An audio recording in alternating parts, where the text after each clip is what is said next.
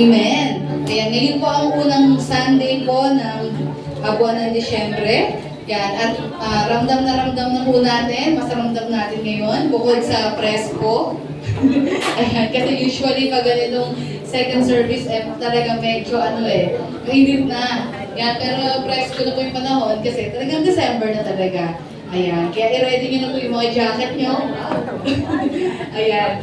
Sige po, sa umagang ito, dahil nga po tayo po ay nasa season na po ng taglamig. Siyempre, hindi lang taglamig. Ayan, ito na rin po yung isa sa mga important or parang look forward na holidays. Yan, na season ng bawat isa. Yan, as we celebrate Christmas. Yan, ngayon 2025. Tanungin nyo nga yung katabi nyo muna, kamusta pa ang iyong Pasko?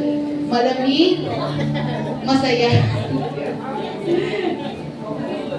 Amen. Ayan, ewan ko bakit yung iba, parang iba malamig yung Pasko. Literal na malamig. Yan, pero yung iba ay nalulungkot daw kasi ganito for many reasons. Yan, but this morning, papaalalahanan tayo ng Panginoon na yung pagdiriwang na ito ay hindi lang dapat nakabase sa mga bagay sa paligid natin, sa tao, sa material na bagay, sa pera. Ayan, may mas malalim na kadahilanan kung bakit hindi lang tuwing December, all year round, every day, kailangan ng ating puso ay punong-puno ng kagalakan. Alam ko, sa umagang ito, sa pagparito nyo po dito, may kanya-kanya kayong dalahin at bitbitin, kaya siguro nasabi nyo yun, na medyo mailaw, medyo malamig. Ayan, pero kung ano man po yung bitbitin na yan, nawa sa umagang ito, mapaalalahanan tayo na yun po talaga yung totoong diwa ng celebration na ito. Amen? Na talaga ma-realize natin yung malalim po na dahilan na hindi po ito pwedeng maapektuhan ng mga situations natin. Lalo na alam po natin, meron tayong Kristo sa buhay natin na hindi nagbabago. Amen? Pakisabi po sa katabi nyo, ang ating Panginoong Yesus ay hindi nagbabago. Sabi nga doon sa talata niya, Hebrews, sabi po doon, yesterday, today, and forevermore. Amen? So, nagbabago tayo, tumatanda, kung may edad. Ayan, pero ang Panginoon, He remains. Amen? And I hope na, yung hope natin doon po founded sa katotohanan ngayon na meron tayong Diyos na hindi nagbabago. Amen? At Diyos na mapagkakatiwalaan sa lahat ng oras. Kaya sa umagang ito, ang ating pong pag-aaralan, of course, it's all about Christmas. Sabi po ng title natin, The Miracle of Christmas. Ayan. Ano ba talaga ang totoong miracle or spirit ng season na ito? Ayan. Wag na wag po natin kakalimutan, bagamat marami pong mga parties, maraming mga regalo, yan, pero ang talagang totoong diwa, yan, ang totoong dahilan ng kasiyahan sa mga panahong ito is the fact that God became man. Amen? Kumbaga, itong talatang ito, or yung word na incarnation, yung pagkakatawang tao ng Diyos, ayan, napakahalaga po ng ibig sabihin yan sa buhay natin, lalong-lalo na po sa pananampalataya po natin. Amen? Sabi nga po in John chapter 1, verse 14, the Word became flesh and made His dwelling among us. Ito na po yun eh. If you will recall, in verses 1 to 3 of John chapter 1, sabi po doon, in the beginning was the Word. And the Word was God, and the Word was with God, and the Word was God. At dito nga po, sa verse 14, sinabi po dito, the Word became flesh. Amen. And made His dwelling among us. Ibig sabihin, hindi lang po siya bumisita dito, nagbakasyon saglit, then umalis. Ibig sabihin, siya po ay nanatili talaga dito. Naging kasama po natin. Nagkatawang tao, in fact. Amen. Nakaramdam din ng mga bagay na nararamdaman natin with all the limitations. Di po ba? Naramdaman niya rin yun. He made His dwelling among us. Nanahan, nanirahan siyang kasama po natin. Ito po yung essence talaga ng season na ito. Amen? The fact that our Lord, our God, powerful, glorious in splendor in heaven, siya po ay naparito. Nagpakumbaba ng ganun-ganun na lamang. Naparito po siya sa ating kalagitnaan. At sabi nga doon, we have seen His glory, the glory of the one and only Son. Sino po yun? Si Jesus. Amen? Who came from the Father, full of grace and truth. Amen? Samahan niyo lang po akong manalangin. Our dear Heavenly Father, we entrust unto Thee ang iyong buhay at makapangyarihang salita. mangusap ka sa bawat isa sa pamamagitan ng mga salitang ito. Gamitin mo ang iyong lingkod, Lord, as a channel of your word. Use me mightily and effectively, Lord, to honor and glorify your name in our midst. Ikaw lamang ang patuloy ng mataas, madakila, Panginoon, sa aming kalagitnaan. Maraming salamat po sa pangalan niyo po, Panginoon Jesus. Amen! Malakas po na palakpak sa ating Panginoon. Ayan, sabi nga po dyan, God becoming man. Ayan, at alam niyo po, ito po yung pagtatalo ng iba. Some people, they say, na hindi pwedeng magkatawang tao ang Diyos. At sabi naman ng iba, si Jesus ay hindi Diyos. Ayan, so if we believe, kung naniniwala tayo sa isa lang doon, still, meron pa rin tayong unbelief. Hindi pa rin tayo nananampalataya kung sino talaga ang ating Panginoon. Pero yun nga po, when we talk about the incarnation of Jesus, or yung pagkakatawang tao niya, we're talking about His humanity, na at the same time, ay ano po, pati yung divinity niya, magkasama yun. Ibig sabihin, hindi nawala ang pagka-Diyos niya nung siya po ay nagkatawang tao. He is 100% God, He is 100% human. And sa finite mind po natin, mahirap pong isipin po iyon. But that's a fact. At mahalaga po iyan. Malaki ang role na ginampanan po niya para po sa ating kaligtasan. Kaya nga po, every time we celebrate the baby born in the manger, hindi lang kasi nag-celebrate tayo ng pagdating ni Jesus dito. We are celebrating the fact na ang Diyos ay nagkatawang tao. Amen? Kaya nga sabi nga po doon, Jesus' humanity was evident by the fact that He was born. Amen? Sabi po sa next slide natin. Sabi nga po doon, no, yung evidence po na siya po ay nagkatawang tao, na yes, He is God, pero siya po ay nagkatawang tao. Yan, sabi nga po doon, unang-una, siya pinanganak. He took the form of a man. Kaya nga meron tayong Christmas. Amen? Kasi dito po, ito yung araw na ating ginugunita. Sineselebrate po natin ang pagparito ng Panginoon. At kung mapapansin niyo po, pwede naman po siyang pumarito na malaki na siya. Matanda na siya or 30 years old na siya. But you can see, sabi nga doon, He grew up and developed. Kasi ito po yung normal process ng tao, developmental process. Katulad natin, pinagdaanan niya, yung pinagdaanan din natin. Siya po ay pinanganak, naging infant, toddler, naging young boy po siya, if you would remember, sa temple. Ibig sabihin, dumaan din siya sa process na pinagdaanan nating mga tao. Kasi part po iyon ng ano po, pagkakatawang tao niya. That's the reason niya kung bakit po siya nagkatawang tao. At part din po iyon ng role niya as the Messiah, as the Savior of the world. Yan, sabi doon, He experienced limitations. Kaya nga po, si Jesus po ay, inantok din. Di po ba nakatulog din siya? Nauhaw din po siya. So naranasan po niya yon. He was tempted. Katulad po natin.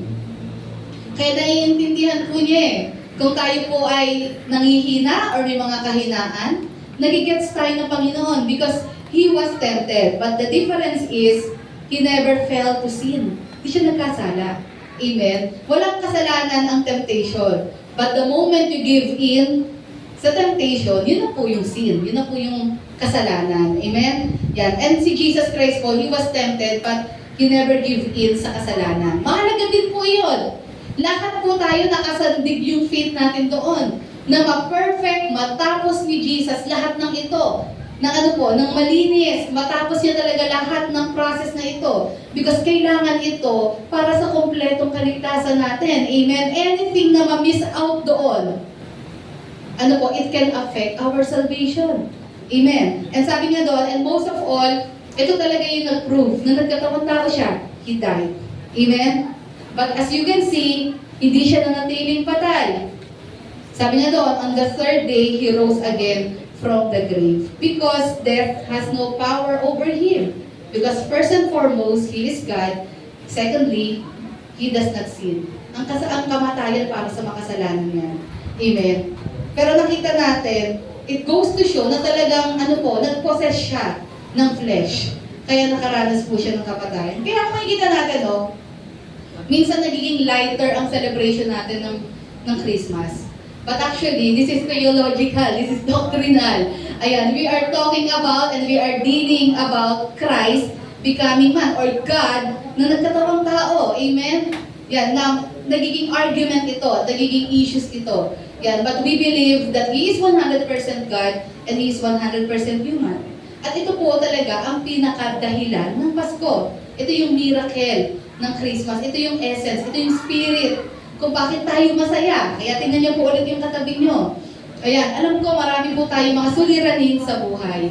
Pero yun nga po, huwag natin hayaang itong mga suliranin na to ang magdikta kung paano tayo mabubuhay. Amen? Gusto niyo, paano kung puro problema? Ibig sabihin, araw-araw problemado ka.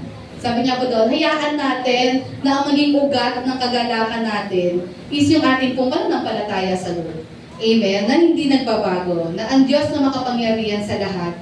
And as we celebrate this season, alam naman natin, hindi na naman tuwing Pasko ito dapat pinag-aaralan, dinadaanan natin, kundi everyday dapat binubulay natin yung katotohanan ito. We take heart itong katotohanan na ito.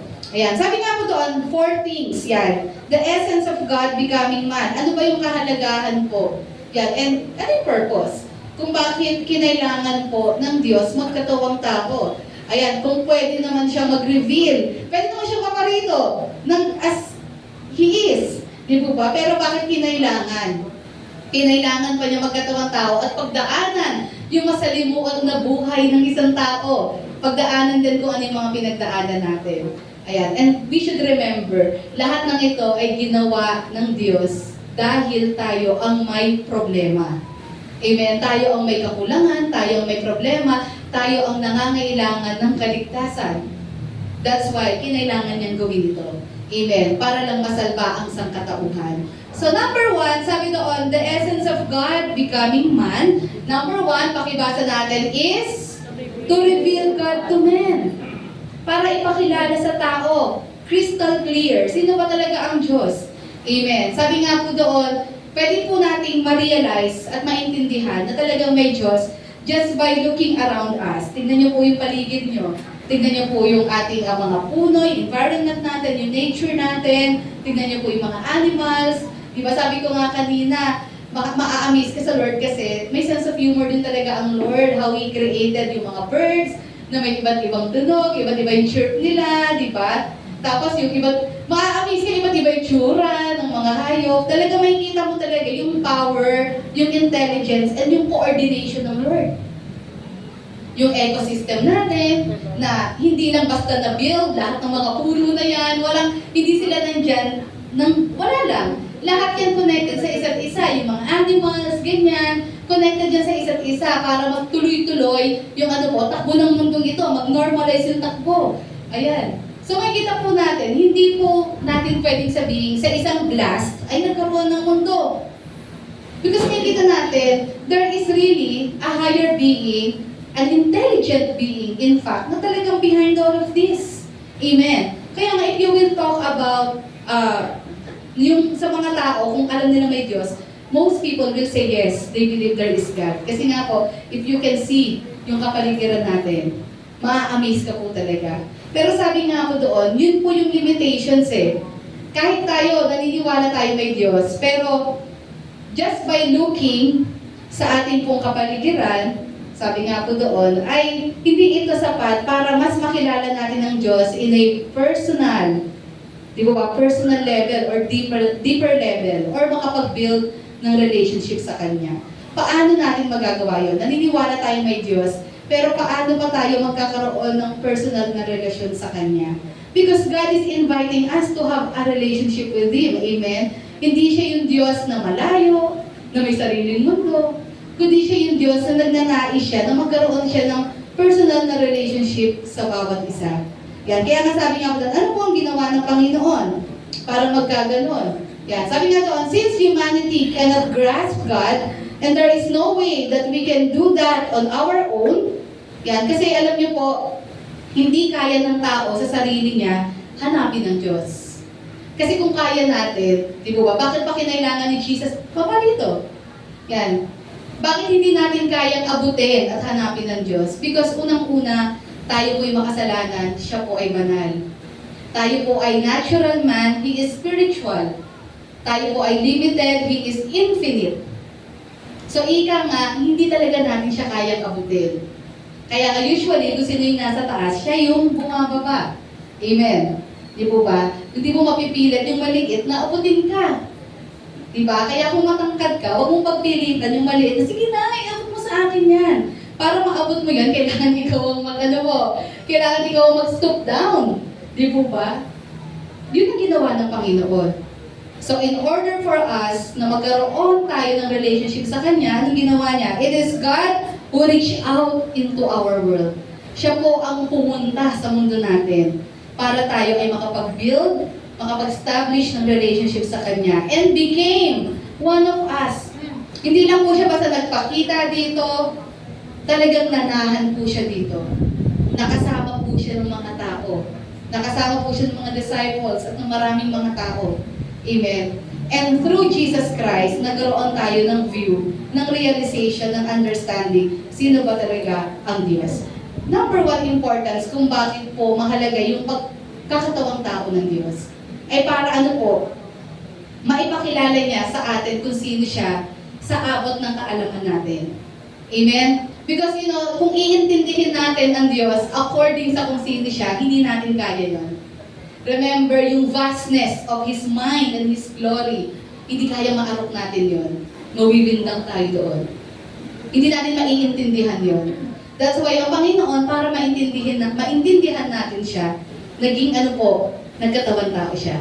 At na-gets natin at naintindihan natin through Jesus, sino ba talaga ang Diyos. Naintindihan natin kung ano ang attitude ng Diyos, mabait ba siya, mailap ba siya, mapagmataas ba siya, o mapagpakumbaba ba siya. Amen? Kaya nga sabi nga po doon, in Hebrews chapter 1, verse 1, sabi po dito, in the past, God spoke to our ancestors through the prophets and many times and in various ways. Amen? Specifically, in the Old Testament, paano po nangusap ang Diyos? Nangusap siya sa pamamagitan ng mga propeta, sa pamamagitan ng mga dreams, ng mga visions, yan. At the same time, sabi dito, in various ways. Sa pamamagitan ng mga simbolismo, sa paanong paraan. Kaya nga in the Old Testament, di po ba, they practice yung sacrificial lamb, offering, they have their high priest, di po ba? Lahat yon simbolo lang yon. Lahat yon may kapupuntahan yon, may pinatutukuyan lahat yon. Amen? They have the temple, meron silang temple sa Jerusalem, at meron silang mga practices na ginagawa, yung mga rituals na ginagawa po ng mga Hudyo. Lahat ng iyon ay nakaturo lahat kay Jesus. Amen? If you will understand the Passover, di po ba? Hindi ito basta trip lang nila na gawin, o sige, magkakandak tayo ng Passover.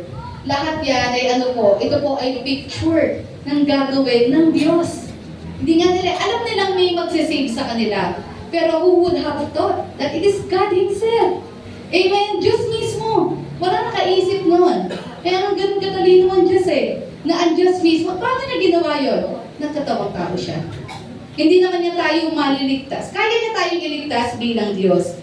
Ang problema, may kasalanan tayo. Meron dapat magbayad Amen? Meron dapat na umako. Pag may kasalanan, merong consequence. Bilang Diyos, kaya-kaya niya tayong iligtas. Sa isang sabi niya lang, sa pagde-decide niya lang, sa isang kumpas niya lang, kaya niya gawin yun. Na-create nga niya ang mundo out of His Word Amen? Salita lang, na-create niya. Ano pa yung iligtas tayo? Kaso hindi ganun yung case. May kasalanan ang tao. At dahil may kasalanan tayo, ayon sa batas ng Diyos, batas na ginawa niya, dapat may mamatay, dapat may magbayad. Ano ang naisip ng Diyos? Siya mismo. Paano? Nagkatawang tao siya. Amen? He became a man. Kasi yun ang kailangan para siya yung umako ng kasalanan natin. Amen? Because unang-una, God cannot die. Hindi na namamatay ang Diyos Amen? That's why nagkatawang tao po siya. Kaya sabi doon, in the past, paano po nire-reveal ng Lord yung sarili niya? Medyo limited pa. Sa pamamagitan ng mga visions, dreams, sa pamamagitan po ng mga practices na ginagawa nila sa temple. Pero kung talagang sasaliksikin mo at iintindihin mo, lahat ng ginagawa nila sa temple, may kahulugan yun. At lahat ng yun, tinuturo lahat si Jesus. Amen? Kaya nga sabi ni Jesus, hindi naman sa binabaliwala niya ang custom ng mga Jews or yung ginagawa niya. Ang pinipinpoint niya sa kanila, ako ang fulfillment niyan. Lahat ng yan, ako ang tinuturo niya. I am the Passover Lamb. He is the high priest. Si Jesus, amen? Siya yung high priest sa totoong langit, doon sa totoong dambana, sa langit. At ang matindi, siya rin yung sacrificial lamb. In-offer niya as the high priest, siya yung pumasok doon, the only one worthy na humarap sa langit, sa Diyos. At the same time, sino yung in-offer niya? Sarili niya din. Amen? Para magkaroon tayo ng kaligtasan. Ayan. Kaya sabi doon, but, sabi sa verse 2, but in these last days, at ito na po yung panahon po natin, paano niya pinakilala ang sarili niya? He has spoken to us by His Son. Mismo, si Jesus na. Dumating na yung takdang panahon na si Jesus po mismo, in flesh, God Himself in flesh, ay maparito. Kaya mas magiging malinaw na ang lahat sa sangkatauhan. Sino ba talaga ang Diyos? Whom He appointed heir of all things, and through whom also He made the universe. Amen? Kaya nga, yung fullness of God's revelation, kung sino siya, ay makikita natin kay Jesus. Kaya nga sabi nga po doon, no, sa verse 3 ng Hebrews chapter 1, the Son, anong sabi po dyan, is the radiance of God's glory and the exact representation of His being, sustaining all things by His powerful word. Amen. Si Jesus daw po, ang pinapatukuyan na son or anak dito, is the radiance, kalingningan ng ano po, kaluwalhatian ng Diyos. He is the exact representation. If you want to understand, di po ba sino ang Diyos? Ano ba ang Diyos? Anong klase siyang Diyos? Sabi doon, Jesus is the exact representation. Para maipakilala sa atin sino ang Diyos. Kaya nga sabi doon, what you want to know about God, you see in Jesus. Amen? Kung gusto mong makilala ang Diyos, tingnan mo, basahin mo, pag-aralan mo kung sino ba si Jesus. Paano ba siya nabuhay, paano siya nakisalumuha, paano siya nagturo. At wala tayong makikita ng anumang pangit. Amen? Lahat puro mabubuting bagay. Yung mga bagay na misconceptions natin, or ng mga tao noon sa Diyos, lahat na bago nung nakasalamuhan na nila mismo ang Diyos sa pamamagitan ni Jesus. Amen? Nakita natin na ang Diyos pala ay mapagmahal na Diyos, mapagpatawad na Diyos, hindi siya Diyos na namimili, di po ba? Na kaya niyang pakisalamuhan even yung mga taong inaayawan ng society. Doon nga sila na-shock kay Jesus eh. Bakit si Jesus ang hilig niyang pumalo doon sa mga outcasts, yung mga makasalanan ng time nila, prostitutes, mga tax collectors, ang hilig niya doon makihalo sa mga yun. At sinabi nga ni Jesus, yun yung dahilan, ba't ako naparito eh. Para itong mga taong ito na hindi makaramdam ng pagmamahal because you avoid them, sinasabi niya sa mga religious leaders na dapat kayo magparamdam ng pagmamahal ng Diyos sa kanila. Instead, kinahiyan niyo sila, kinamuhian niyo sila, tinatalikuran niyo sila, sa pamamagitan ko, maramdaman nila na mahal sila ng Diyos. Amen? Doon natin nakita na ang Diyos ay hindi namimili. Kahit sino ka, ano man ang buhay mo, gaano man kagulo, kadilim ang nakaraan mo, mahal niya tayo, kaya kanyang ano po, kaya kanyang iligtas. Kung lalapit ka sa kanya, magtitiwala. Amen? Lahat yun na-realize natin dahil sa ating Panginoong Yesus. Amen. Sabi nga po doon, believing the existence of a higher being or of God but not acknowledging Jesus is still unbelief. Saving faith comes from believing in Christ. Amen. If you ask people if they believe in God, mostly will answer yes. But do they acknowledge Jesus? Ilan lang yan. So tandaan po natin na ang pagkilala po sa Diyos, kung kinikilala natin ang Diyos, at kinikilala din natin si Jesus. Amen. Sabi nga po ni Jesus, because I and the Father are one. At sabi niya dito in John chapter 5 verse 23, moreover, the Father, si Jesus po nagsasabi dito, judges no one, but has entrusted all judgment to the Son, that all may honor the Son just as they honor the Father. Whoever does not honor the Son does not honor the Father who sent Him. Kapag hindi daw natin kinikilala ang anak, para na rin natin hindi kinikilala ang Diyos Ama. Amen. Ayan, kaya sabi nga po doon, no, that's the number one purpose. Yan, kahalagahan po ng pagkakatawang tao ni Jesus para maipakilala niya sa atin kung sino ba talaga ang Diyos. Mawala ang mga misconceptions at ma-realize natin na ang Diyos pala ay madali palang lapitan, madali palang kausapin. Amen? Na ang Diyos pala ay hindi malayo. Na ang Diyos pala ay present. Amen? That wherever we go, andun siya. He is present. Amen? Na makikita natin siya ay mabuti, mapagpatawad, na siya ang Diyos na kaya magbigay ng kaligtasan sa atin. Amen? So number 1, to reveal God to men. Amen. To reveal to us who God is in a way na maiintindihan ng finite mind or limited mind natin. Paano natin maiintindihan? Maging katulad natin para maintindihan po natin. And connected yan sa number 2. So number 2, what is the essence of God becoming man or His purpose? Bakit siya nagkatawang tao? Pakibasa, ano mo sabi sa number 2? To set an example. Para po siya mag-set ng example, paano ba dapat mabuhay? How to live a life giving glory to God. Sabi ko nga po kanina, in the past, di po ba, in the Old Testament, meron po silang ano po, they have the law of Moses, yung mga batas na ibinaba ng Diyos kay Moses na dapat gawin ng mga Israelita. Bakit po ibinigay yun ng Lord sa mga Israelita? Para magkaroon sila ng standard. Di po ba? Kung ano yung dapat nilang gawin. Kaya nga po, mahirap po talaga kapag walang rules. Kasi kapag walang rules, gagawin lang ng tao kung anong gusto niya. Kahit makasira o makapahamak siya ng iba. Kasi nga walang rules. Kaya yan yung importance din talaga na meron tayong ano po, may government tayo, may system tayo. Di po ba? Kasi we need rules. May mga enforcers tayo. Di po ba? Kasi kailangan natin ng rules. Kung hindi, tandaan nyo, ang totoong nature ng tao, bago tayo maligtas ng Diyos, masama ang tao. By nature, we are sinners. Masama ang pag-iisip natin. Salamat na lang, nung tumanggap tayo kay Jesus, niredeem niya tayo. By nature, makasalanan ng tao. Kaya tingnan niyo po, anong gustong gawin lagi ng tao? Makipaggera. Di po ba? Pumatay. Yun talaga ang nature. Kasi nga po, yan yung sumpa ng kasalanan sa atin. Naging sumpa po yung kasalanan. Up to the last generation of human beings sa mundo, bit-bit yung curse na ito. But praise be to God because of Jesus, the bondage breaker. Siya po ang nakakapagsira ng curse na to. Ang sino mang tao na lalapit kay Jesus, yung curse of sin, kayang mawala yun. Amen? So yun yung problem. Kaya po ang Diyos, nagbigay siya ng mga laws kay Moses para alam ng mga Israelites ano yung dapat nilang gawin. Ano ang tama, ano ang mali. Diba ba?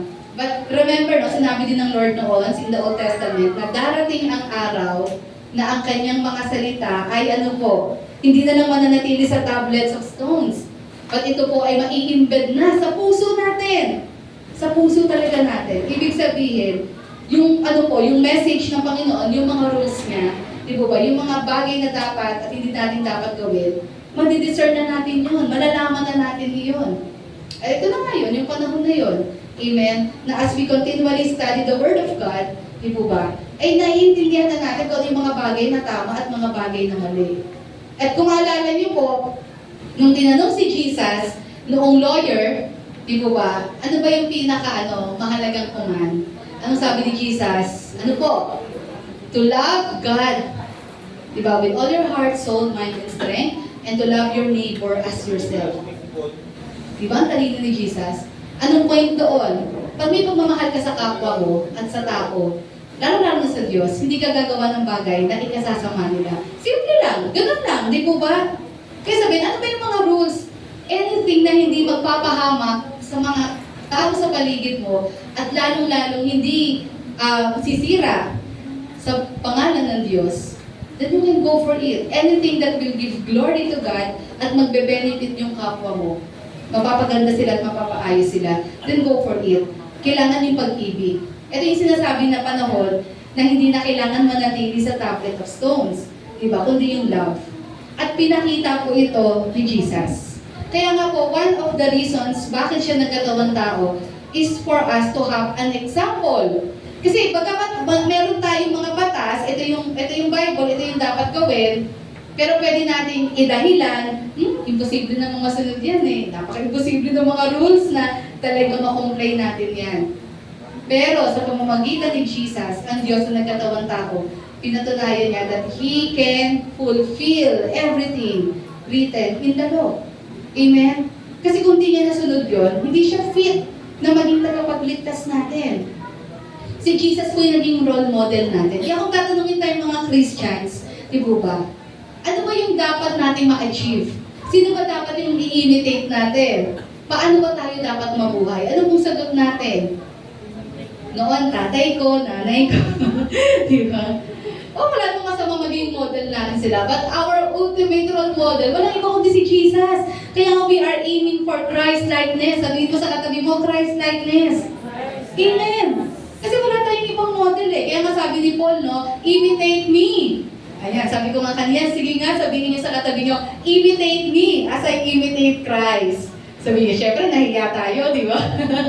Yan, medyo nahiya tayo doon. Kasi aminado naman tayo na, naku, baka medyo may attitude or may ugali na hindi maganda. Di ba? Pero sabi ko, confident ko, no? Imitate me. Pero huwag tayo mag-focus dun kay Paul. Doon tayo mag-focus sa pinanggagalingan ni Paul. As I imitate Christ. Amen. Naging malinaw sa atin, paano ba dapat mabuhay sa mundo?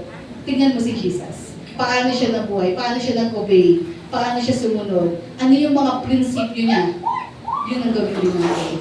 And ito yung kahalagahan po ng pagkakatawang tao po ng ating Diyos sa pamamagitan ni Kristo Jesus. To set an example, sabi nga sa 1 Peter chapter 2 verse 21, "For to this you have been called, because Christ also suffered for you, leaving you an example, so that you might follow in His steps." Amen? Sabi nga doon, no, He became the model of what it means to live righteously and in holiness. Siyempre, wala naman tayong ibang ilo-look up kundi si Jesus. Amen?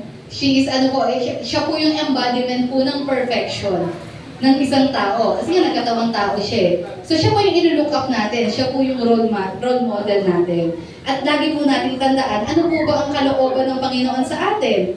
Na tayo po ay maging holy. To live a life of holiness. Sino magiging role model ko? Kasi, although sabi ko nga, okay nang maging role model natin yung mga kapatid natin or mga taong nilook up natin, mga Christian people na nilook up natin, but still, imperfect tayo. So, ang talagang pinaka-role model natin, si Jesus. Amen. At naiintindihan na natin ngayon, paano ba ako makakapagbigay o mabubuhay in a way that will glorify God. Then, tignan mo si Jesus, paano siya nabuhay. Ganun din yung dapat natin gawin. Amen? Kaya nga ang tawag sa atin ay Christian. Sabi mo sa katabi mo, I am a Christian. Ibig sabihin yan, bukod sa I am nothing without Christ, di ba sabi nila yung I-A-N daw. Bukod sa I am nothing without Christ, totoo naman talaga yun. The fact that we are Christian, it means we are following the footsteps of Jesus. Siya talaga yung dapat na makita sa atin. Yung buhay niya yung dapat mag-isa pamuhay natin. Amen? Sa tulong po niya. So number two importance of God becoming man is to set an example. Para meron tayong paggagayahan. Yan. Number 3, apat lang naman po ito. Sabi dyan, the essence of God becoming man, number 3, is, pakibasa po natin, to fulfill the law. Ito pong batas ng Diyos, we're talking about yung batas ng Diyos na lagi natin at paulit-ulit nating sinusuway. Amen. Tayong mga tao. So si Jesus ay naparito para siya ang mag-fulfill, finally, na talagang ma-perfect niya ito, masunod niya ito completely. Yan. Bakit po? Kasi mahalaga po iyon sa kaligtasan natin. Kaya alam niyo po, yung salvation ni Jesus na iginawad sa atin, hindi lang yun basta pagkamatay sa krus ng Kalbaryo. Kasama po doon yung kanyang pagparito, yan, yung incarnation, pagkakatawang tao. Kasama po dyan, paano siya nabuhay sa mundo. Lahat yan, part po iyan ng redemption process ng Lord sa atin. Lahat yan. Pati kung paano siya nag-comply at nag-obey sa Diyos Ama. Yung kanya pong crucifixion. Yan, at hindi lang siyempre nag-e-end sa crucifixion yun. Yung resurrection, napakahalaga po niyan. Kasi kung hindi nabuhay si Jesus, then baliwala din po yung faith natin. Amen? Yun po yung nag-prove, nag-validate na sinasabi ng Diyos Ama, I accepted the offering. Ibig sabihin, anyone who claims o accepted Jesus sa buhay nila, hindi relihiyon, kundi si Kristo mismo, ay ligtas na dahil He already died on the cross. Hindi lang sa crucifixion, hindi lang sa resurrection, even yung ating faith. Ito yung hindi pa nangyayari, yung second coming ni Jesus. Lahat yon, ito yung tinatawag nating gospel. Amen? Yan, hindi lang yan about the crucifixion. Kaya nga po, studying about the incarnation or God becoming man is part of the gospel. Part ito ng paniniwala natin na tinatawag nating saving faith na dapat tinatayuan po natin. Amen? Kaya sabi nga po doon, no, Jesus fulfilled the law. Ito po yung namuhay siya ng ilang taon sa mundo na hindi siya nagkasala. Kasi kailangan yon, hindi po siya magiging sapat na kordero ng Diyos na mag-aalis ng kasalanan kung may ni isa, kahit katiting siya, na hindi masusunod sa lahat ng panukala ng Diyos. So, Jesus Christ fulfilled the law. Eh, yung sinasabi niya lagi sa mga religious leaders, hindi ako nandito para balihin ko yung religion ninyo. Kasi jury naman si Jesus eh. Kung jury naman siya. But ang sinasabi niya, I am the fulfillment. Kasi for the longest time, you are trying to earn God's, na yung approval on your own. Iniisip nyo para maligtas kayo, para ma-approve kayo ng Lord. Kailangan ako ang gumawa, magpakasipag ako lalo sa ministry. Although mahalaga naman lahat yan, kailangan maging mabait ako, maging prayerful, wala akong kalimutang fasting, wala akong kalimutang tithing, wala akong kalimutang prayer, wala akong kalimutang pagpunta sa temple. Kaya ganun kasi-kasig yung mga religious leaders during the time of Jesus. Kaya, di ba, ito yung pinagyayabang nila. Nag-tithes kami, nagpa-fasting kami twice a week. Yan yung topic natin ng Tuesday, no?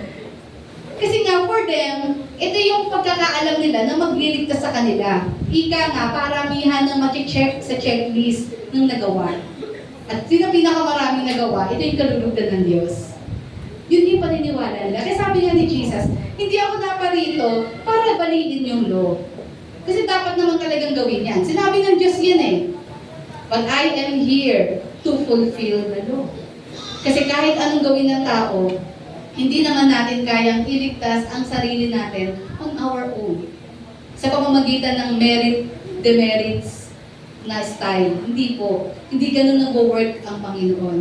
Amen. Kasi nga po, hindi natin kayang iligtas yung sarili natin.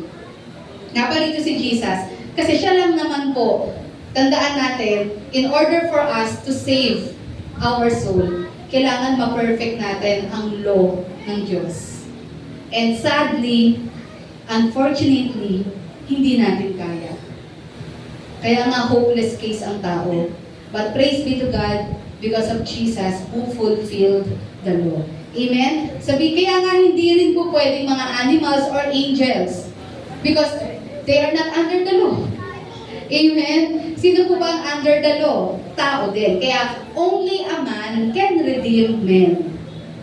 That's the reason why Jesus has to become a man. Sabi po sa Galatians 4:4, but when the set time had fully come, anong sabi po doon? God sent His Son, Jesus, pinadala sa mundo, born of a woman, malinaw na malinaw, pinanganak ng isang babae, pinanganak ng isang tao, ibig sabihin, meron siyang meron siyang sangkap ng pagiging tao, isa man. Ayan, born of a woman, ito na, born under the law. Kasi yun yung kailangan na Savior, ipanganak din siya under the law. Yan. At hindi ko po naisama dyan pa rin, nakalimutan ko pa rin idugtong. Sabi po sa kasunod, to redeem those who are under the law. Sino po yun? Sabihin mo sa katabi mo, tayo yun. Tayo lang ang tao. We are God's, at we are under God's law. So naparito po si Jesus, kinailangan niya magpasakop sa batas niya. Ayan, para iligtas tayo. Kaya nakita nyo, yung process ng pagliligtas ng Lord sa atin, hindi lang yan basta doon sa krus. Mahaba yan, at lahat yung pinagdaanan. Pinerfect ni Jesus yan. Kasi kailangan yon, or else impyerno tayong lahat. Or else, we will experience walang hanggang kaparusahan. Mahal tayo ng Diyos. Amen. Kaya po siya naparito sa mundo nito. And I pray, as we celebrate Christmas, yun yung lagi natin tandaan. Na ang Pasko ay pagpapaalala na una, inalala tayo ng Lord at mahal niya tayo. Kung di ba tayo aalalahanin ng Diyos, siya ba ay magpaparito pa sa mundo? Siya ba ay pupunta pa dito? Pero tandaan nyo rin, na yung pagpunta ni Jesus sa mundo, hindi lang yan basta na mag-usapan. O sige, pupunta na lang ako sa lupa. Kasi no choice na eh. Wala na talaga eh. Baka sakali ako, baka may ibang way para maligtas. Yan, minsan kasi we try to, tinatry natin ilagay sa isip natin yung plano ng Diyos. We should remember yung plano ng Diyos na iligtas tayo, nangyari na yan noon pa. Genesis chapter 3. Nung nagkasala pa lang si Adan at Eva, sinabi na agad doon ng Diyos ang plano niya. Anong sabi niya? Mula sa seed ng babae, darating ang magliligtas sa inyo. Diba? Ibig sabihin, may naisip na ang Panginoon. Kasi alam naman ang Lord na people or men cannot save themselves. Alam niya, walang pag-asa sa tao. Kaya ang Lord pa rin talaga ang gumawa ng way. Amen? Kaya nung una pa lang, nagkasala ang tao, may plano na ang Lord. May plano ng redemption. May plano na talaga ang Lord na iligtas tayo. At unti-unti niyang nire-reveal ito through temple, Passover, high priest.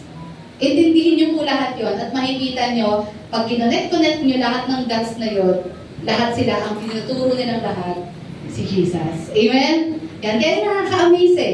Kaya sabi nga po doon, Jesus was born under the law to fulfill the righteous demands on behalf of humanity. Kasi nga, hindi natin kaya talagang sundin ang law.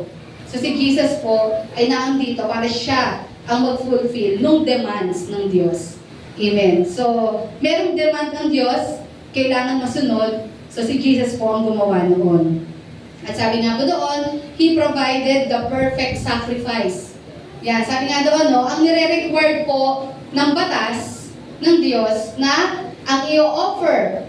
Diba ba, babalikan natin yung atonement, yung ginagawa ng mga Hudyo in the Old Testament. Every year, meron silang Day of Atonement, once a year. Nag-o-offer sila ng hindi basta-basta hayop ang ino-offer nila. Ino-offer nila yung pinakabata, spotless, without blemish, symbolizing purity. Kailangan yung i-offer nila doong lamb, walang bahid na kasalanan. Yun ang symbolism nun. At sabi nga po doon, lahat po ito ay na-perfect ng ating Panginoong Yesus. Kaya makikita natin, that's the reason why Jesus Christ is the perfect Lamb of God.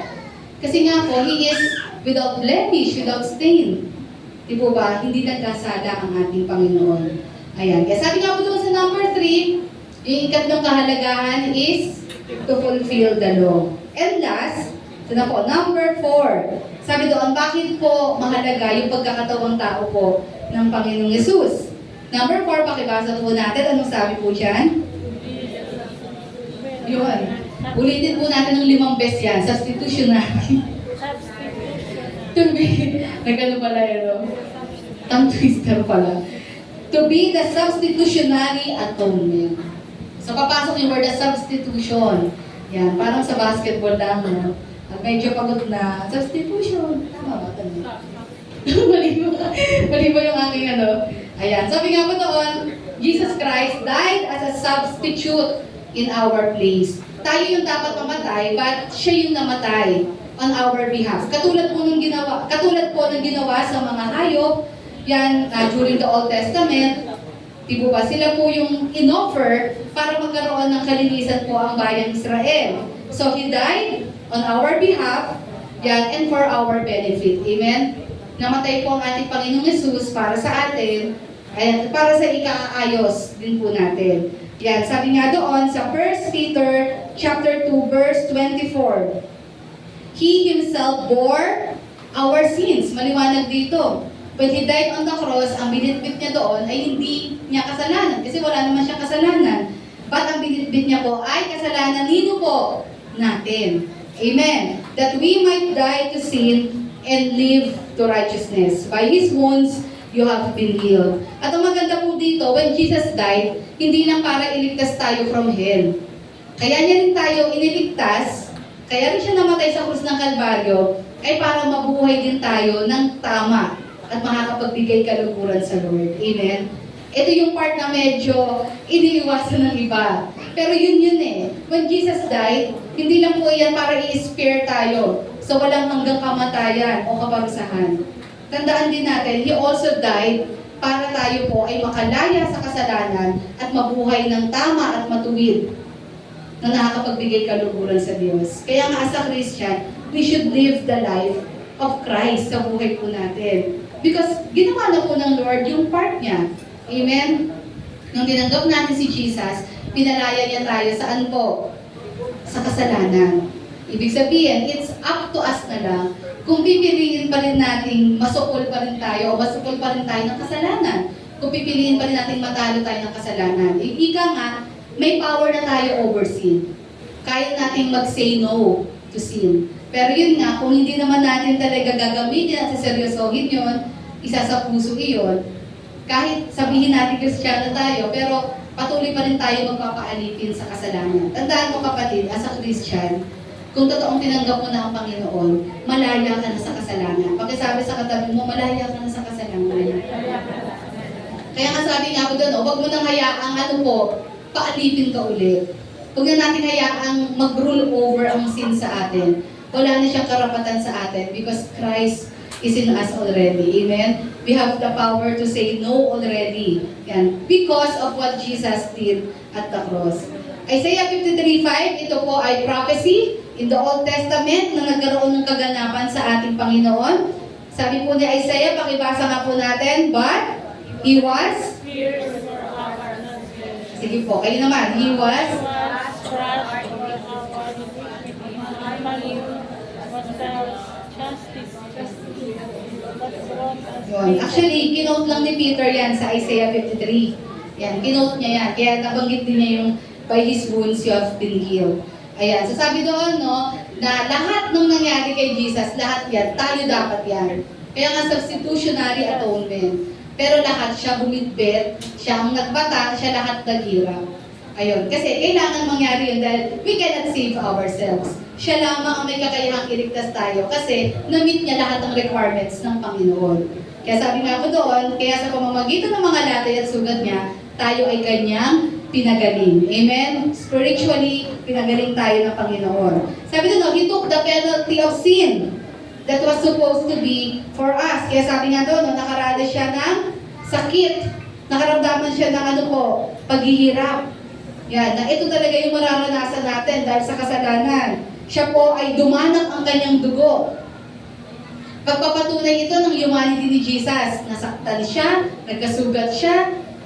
Ito ang pinakamatindi, dumanak yung dugo niya. Diba ba? Kasi tandaan nyo, napakalaki ng role ng blood. Kahit sa Old Testament, kailangan dumanak ang dugo.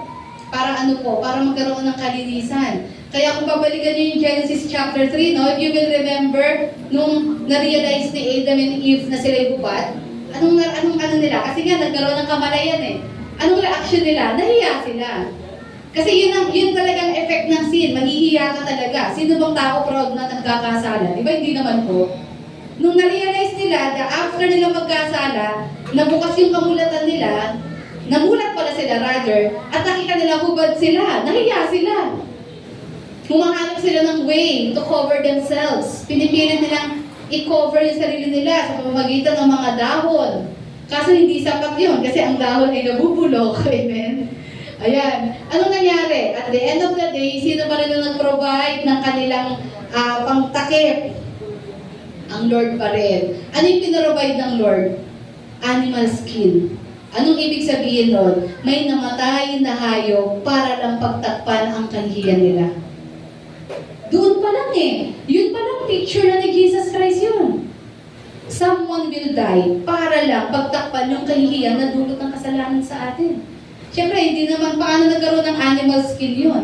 Imposibleng walang namatay na hayop doon. Meron. Para lang mapagtakpan sila. Amen? At ganoon din po ang ginawa ng ating Panginoon Jesus. Amen? Kaya sabi nga po doon, He shed His blood. Kaya kailangan niya mamatay kasi yung dugo. Yan, to the point na naubos na halos yung dugo niya. Kaya wala nang dugo halos. When he was pierced, doon dito sa side na ito, halos tubig na lang yung lumabas.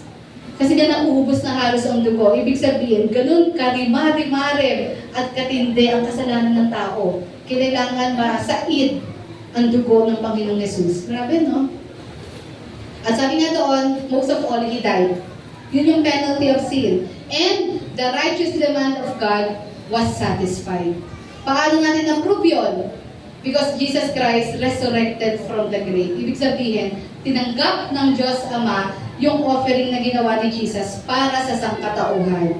So, ibig sabihin, sino mang tao, hindi automatic ha, sino mang tao mananampalataya at lalapit kay Jesus ay makakaranas ng kaligtasan. Amen? 1 Peter chapter 3 verse 18, For Christ also suffered once for sins, the righteous for the unrighteous. Siya yung righteous, tayo yung unrighteous. To bring you to God. Ito pa po. Bukod sa ang gusto ng Panginoon, hindi lang tayo ma-impyerno, ma-spare tayo from hell. Pangalawa, ang gusto din ng Panginoon, that's why He died on the cross, is for us to live righteously. And most of all, ito yung pangatlo. Bakit po namatay si Jesus sa krus ng Kalbaryo? To bring you to God. To bring us to God. Or sabihin natin, maibalik tayo sa Panginoon. Magkaroon ng reconciliation, magkaroon ng reunion. Ang relasyong nasira na dahil sa kasalanan, sa pamamagitan ng pagkamatay ni Jesus sa krus ng Kalbaryo, ay magkakaroon ng panunumbalik. Ang relasyong nasira ay manunumbalik dahil sa ginawa ni Jesus. He died para tayo po ay mapalapit sa Diyos. Amen? Kaya hindi po pwede na sasabihin natin Christians tayo, pero we are not developing or establishing our relationship with God. And that's the reason why Christ died for us. Para ma-establish yung relasyon natin, mapalapit tayo. Hindi sa relihiyon, hindi lang sa church, mismong sa Diyos. Magkaroon talaga tayo ng ano po, ng matibay, malalim, deeper relationship sa Kanya. And all of that is made possible because of what Jesus did at the cross. Nagkaroon tayo ng opportunity na makalapit sa Lord, magkaroon ng relationship sa Kanya dahil sa ginawa ni Jesus sa krus ng Kalbaryo. Amen? Ayan. Sabi nga po doon, we cannot save ourselves, we need a substitute. At si Jesus nga po, yung naging substitutionary atonement po natin. Amen? Yan. And bago po tayo mag-end sa umagang ito, to sum it up, lahat po ng pinag-aralan natin, ano lang po gusto sabihin ng Lord? Number one, we should understand that Jesus is fully man and fully God. Amen. Gaano kahalaga ito? The fact that He is fully man, ibig sabihin, naiintindihan niya tayo. Alam niya yung pinagdadaanan po natin. And kaya niya tayong iligtas. Kaya niyang maging sacrificial offering para mayroong magbayad ng kasalanan natin because He is fully man. Ano yung kahalagahan din ng pagiging 100% God ni Jesus? Ibig sabihin, capable talaga siyang iligtas at baguhin ang buhay natin. Capable siyang palayain tayo sa kasalanan. Amen? Yan. Kaya dito natin makikita yung importance ng nature ng ating Panginoon. Pangalawa, in His humanity, He made Himself known to us.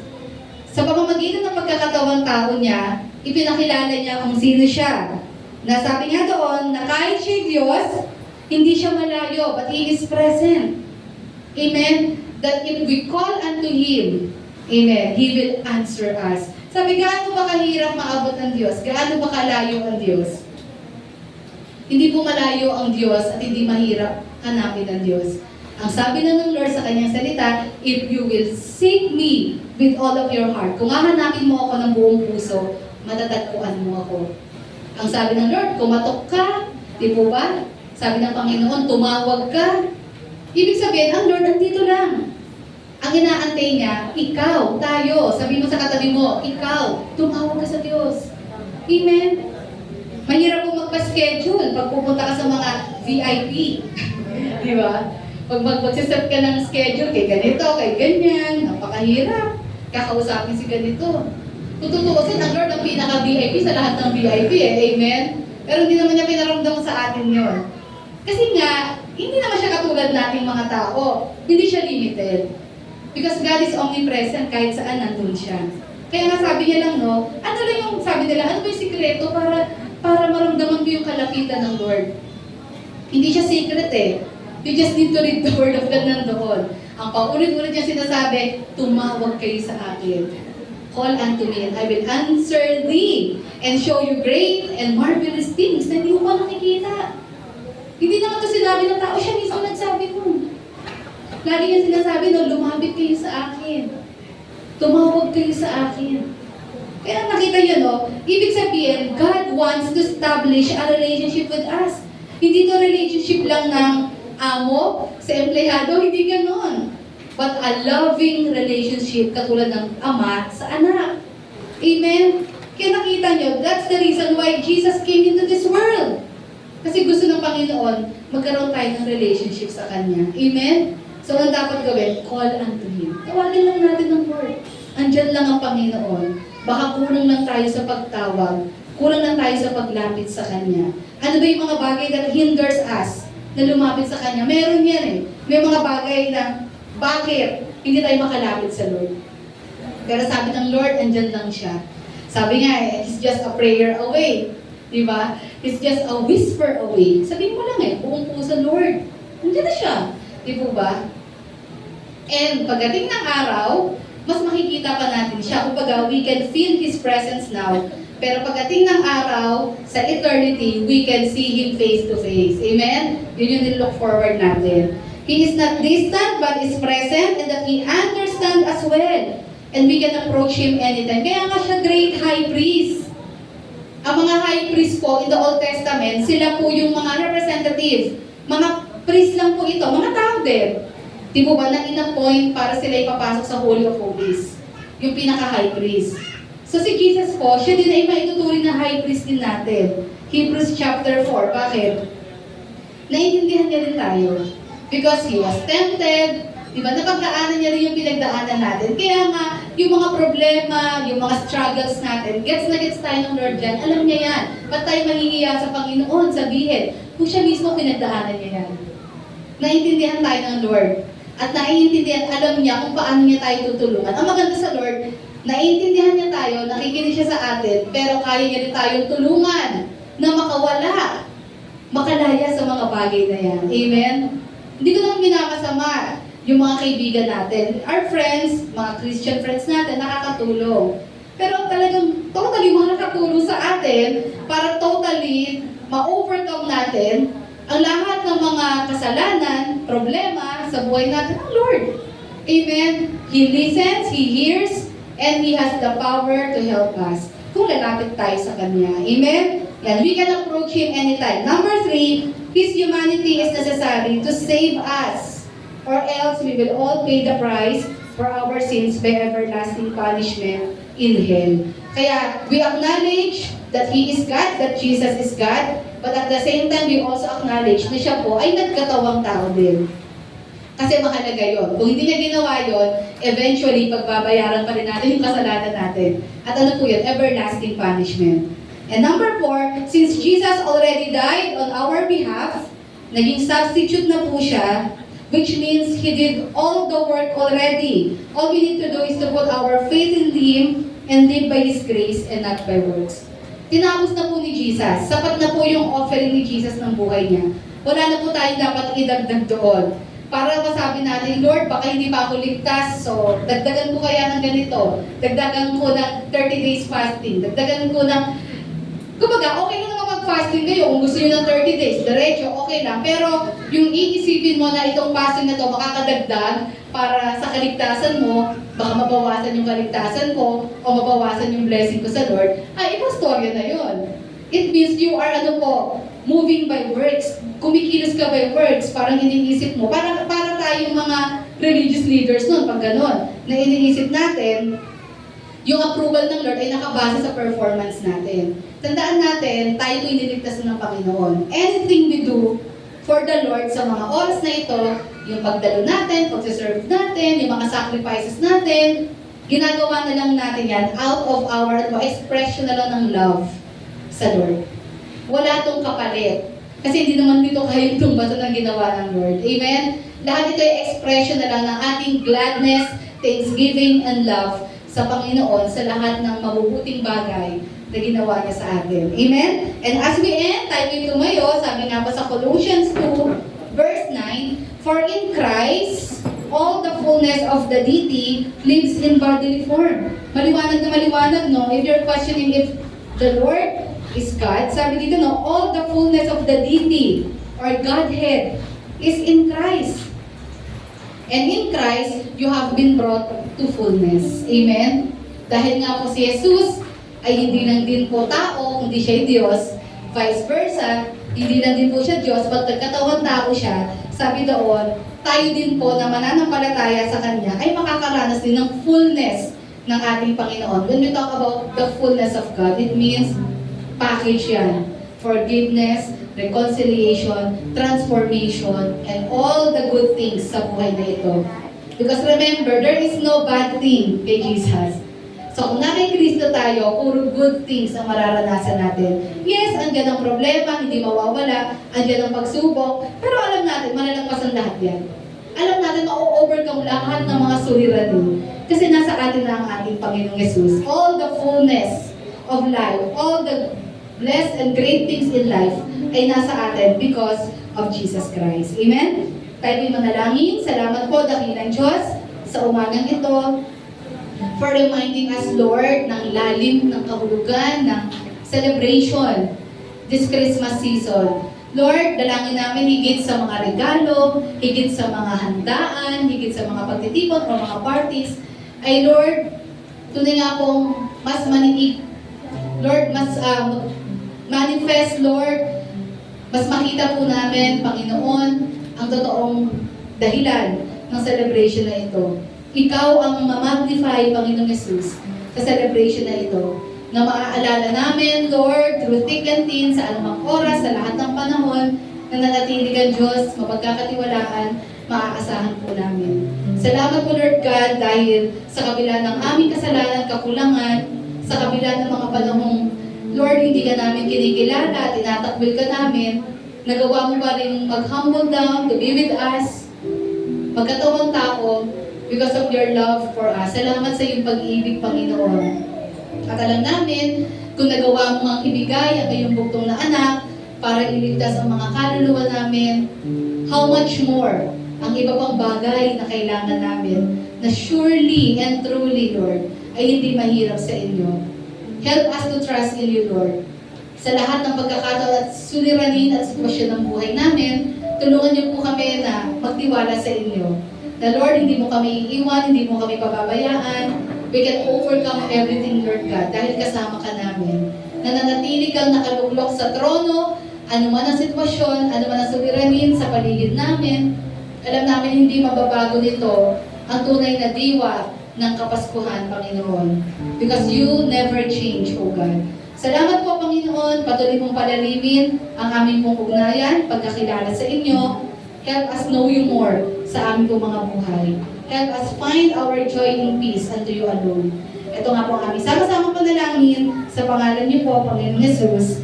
Amen. Manatili po tayo nakatayo sa umagang ito. In line naman po sa ating pong topic din, yan. Every first Sunday,